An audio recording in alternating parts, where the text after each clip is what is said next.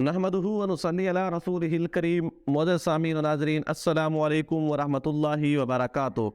دوستو، عملیات اور وظائف کی ویڈیوز کا ہمارا سلسلہ جاری ہے اور اسی سلسلے کی ایک اور ویڈیو آپ کی خدمت میں لائے ہیں۔ ایک ایسی تسبیح جس کے ذریعے آپ کی ہر دعا قبول ہو، جس کے ذریعے آپ کی ہر ضرورت پوری ہو، ہر حاجت پوری ہو، ہر رکا ہوا کام آپ کا چل پڑے، کوئی کام رکے نہیں۔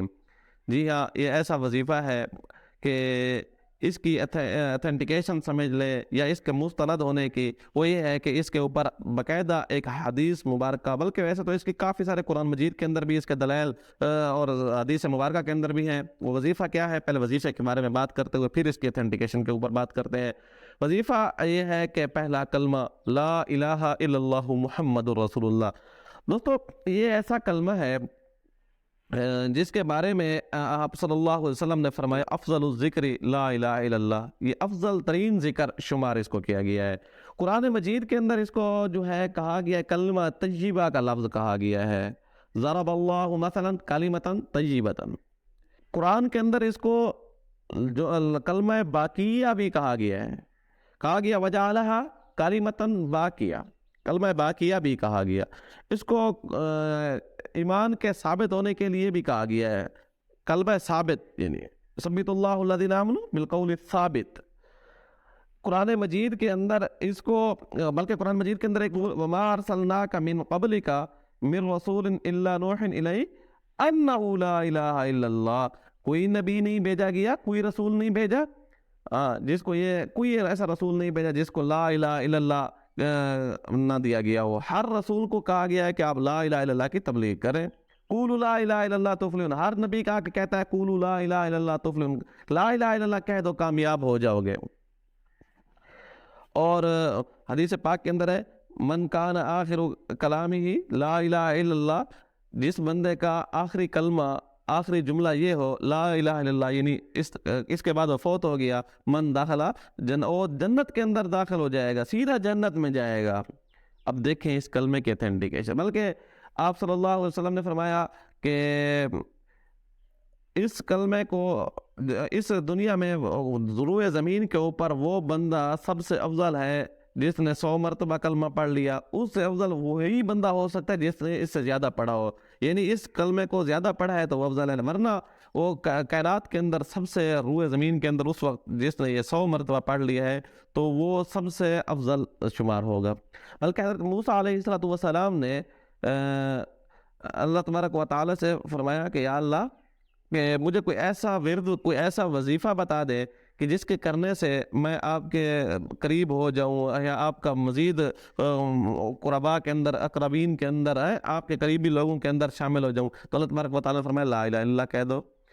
تو دیکھو، اب لا الہ الا اللہ خود خدا نے تلقین کی ہے، اور سب جو بھی نبی آتا ہے وہی وہ نبی اسی کلمے کی دعوت دیتا ہے، لا الہ الا اللہ، لا الہ الا اللہ، لا الہ الا اللہ۔ تو دیکھو، جو اللہ تعالیٰ کی کائنات کے اندر سب سے محبوب ترین ہستیاں انبیاء ہیں، اور اللہ تبارک و تعالیٰ نے ان کی جو ڈیوٹی لگائی ہے وہ اسی کلمے کی اشاعت، اسی کلمے کی ترویج کے لیے ڈیوٹی لگی، اسی کلمے کی تبلیغ کے لیے ان کی ڈیوٹی لگائی ہے۔ تو اللہ تبارک و تعالیٰ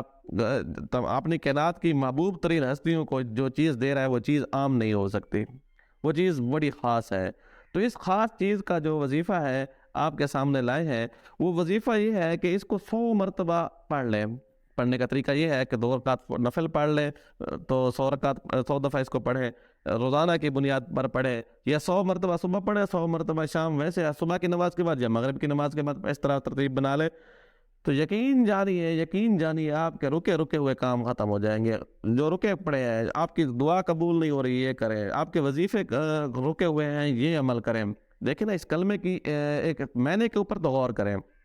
لا الہ، لا، اس کو دیکھ عربی لوگوں کو پتہ ہے اس کلمے کی خاصیت کا، اس لیے تو وہ جو اعلیٰ کہہ دیتے نا، منافقت کر دیتے، کہہ دیتے کلمہ پڑھ لیتے، نہیں، ان کو ترجمے کا پتہ تھا۔ تو لا الہ الا اللہ، نہیں ہے کوئی معبود، بس جب آپ نے یہ کہہ دیا تو آپ نے سب کو، جتنے چھوٹے موٹے معبود، شیاطین، سب بت پرستی، سب بت بات، جتنے بھی مذاہب ہیں ان کے اندر جو عقائد ہے، سب کے اوپر آپ نے چھری پھیر دی ہے،